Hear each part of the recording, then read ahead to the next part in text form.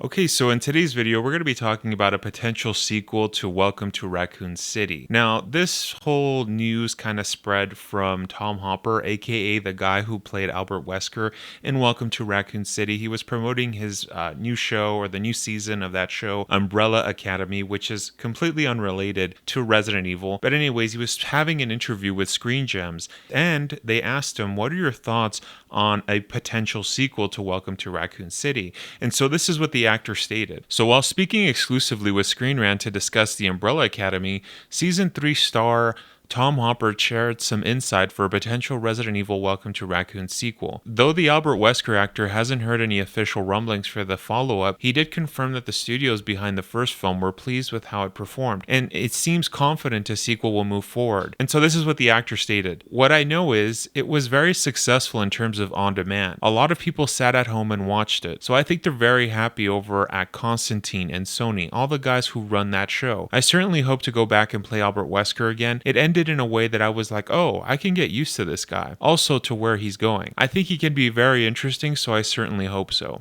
The article continues by stating that Resident Evil Welcome to Raccoon City saw its success expand to its home entertainment release, becoming the top rented film on VUDU in its opening weekend and going on to gross over $3 million from Blu-ray and DVD sales in the 4 months since hitting shelves. So that's actually something I didn't know prior to reading this article. I had no idea that it did, this much money from sales on video on demand, after the movie came out, because I did mention in my review video that it was a little weird that when Welcome to Raccoon City came out, there was literally no marketing or promotion for the movie until the month of when it released, which I think was November 20th, somewhere around there of last year.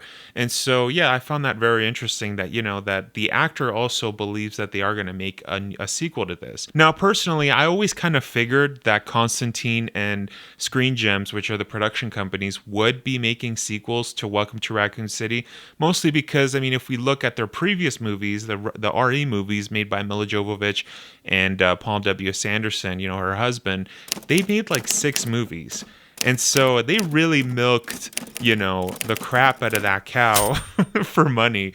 And so it kind of just makes sense that them trying to reboot the series, they would make, follow-up movies. And I'm pretty sure I heard from another interview or an article that the director, Johannes Roberts, actually was interested in making a Resident Evil Code Veronica movie, Resident Evil 4, and potentially Resident Evil 7 movie. And I guess the follow-up question to all of this is that what do you guys think? Do you guys think that they should basically continue making movies, or do you think they should just stop and give it up? In an ideal world, I would want them to just make a Resident Evil movie that's just like the games, not exactly, obviously, because games and, adapting games to movies is quite a hard thing to do, but at least get the story right. But one of the problems that I found with Welcome to Raccoon City, of course, I'm not going to state all of the problems, but I know that a lot of you will agree with me in saying that, one of the problems is that Welcome to Raccoon City tried to combine Resident Evil 1 and Resident Evil 2.